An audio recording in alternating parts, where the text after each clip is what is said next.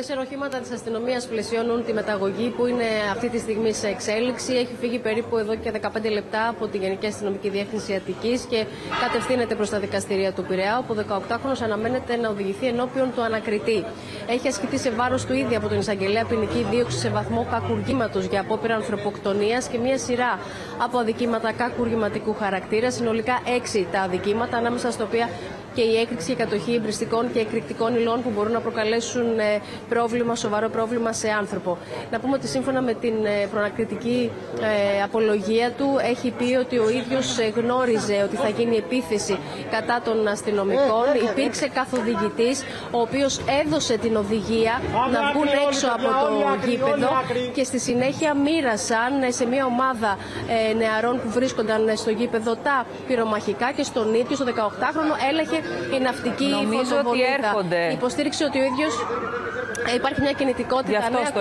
Να κάνω στην άκρη, να μπορείτε να βλέπετε ακριβώς. Έχουν φτάσει όντως, βλέπουμε το πρώτο όχημα της αστυνομίας που βρίσκεται εδώ. Ακολουθεί το δεύτερο με τους αστυνομικούς με καλυμμένα τα πρόσωπά τους.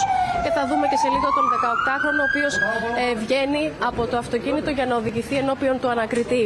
Εδώ βρίσκεται και ο δικηγόρος του, ο κύριος Λίτρας, από νωρίς το πρωί, και βλέπουμε τώρα τον 18χρονο να οδηγείται στα δικαστήρια σκυμμένος, χωρίς να πει καμία κουβέντα ενώπιον των δημοσιογράφων.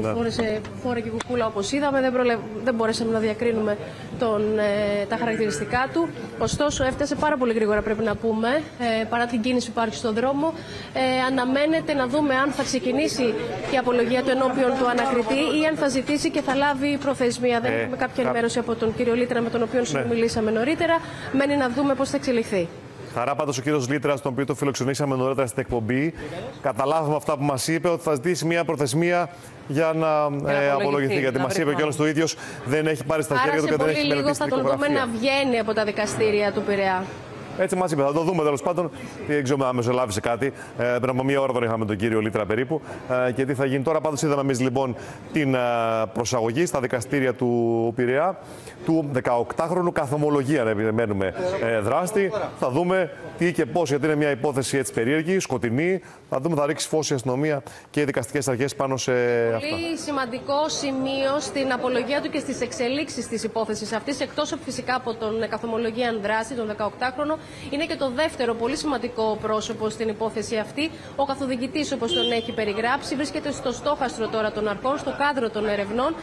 Αναζητείται και εκείνος και σε βάρος του έχουν ασκηθεί οι ίδιες κατηγορίες. Ποινική δίωξη σε βαθμό κακουργήματος. Μιλάμε για τον μεγαλύτερο σε ηλικία, όπως τον έχει περιγράψει, από 35 έως 40 ετών, που μοίρασε τα πυρομαχικά και έδωσε την έναρξη με την πρώτη μολότοφ που εκτόξευσε κατά των αστυνομικών δυνάμεων για να ξεκινήσει η επίθεση από όλους τους νεαρούς κατά των δυνάμεων των ΜΑΤ.